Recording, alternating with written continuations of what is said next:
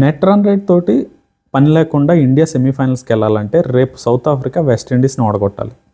మన కండిషన్ ఎలా తయారైందంటే వరల్డ్ కప్ స్టార్ట్ అవ్వకముందు క్లియర్ ఫేవరెట్స్, ఇప్పుడు వేరే టీం మీద ఆధారపడాల్సి వస్తుంది సెమీఫైనల్స్కి వెళ్ళాలంటే.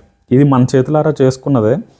ఎందుకంటే ఒకటే అప్రోచ్ని నమ్మి గుడ్డిగా ఫాలో అవటం వల్ల వేరే టీం దానికి కౌంటర్స్ చేస్తూ సిచ్యువేషన్ తగినట్టుగా అడాప్ట్ అయ్యి ఆడడం మొదలుపెట్టాయి. మనం మాత్రం మన ప్లాన్లోనే ఉండిపోయాం, వేరే ఆల్టర్నేట్ స్ట్రాటజీ లేదు.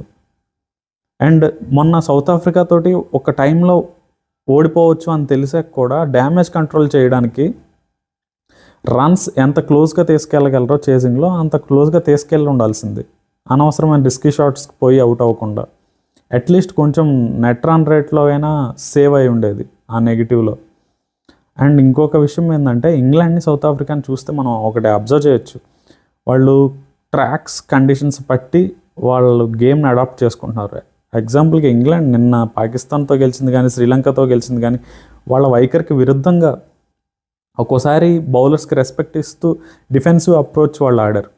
ఇండియా కూడా పంతానికో లేదంటే ఈగోకో పోయి కాకుండా ఒక్కోసారి రెస్పెక్ట్ ఇవ్వాలి. టీం ఎవరైనా సరే, అవతల జింబాబ్వే అయినా సరే, లేకపోతే మనకే డ్యామేజ్ జరిగే అవకాశం ఉంది. ఇది ఆల్రెడీ మేనేజ్మెంట్ వాళ్ళు డెఫినెట్గా డిస్కస్ చేసి ఉంటారు.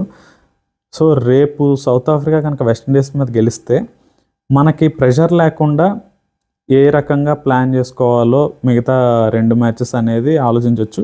డెఫినెట్గా India can win those 2 games, మంచి కంబ్యాక్ కూడా ఇవ్వగలదు. But South Africa versus West Indies is going to be a very crucial game for us.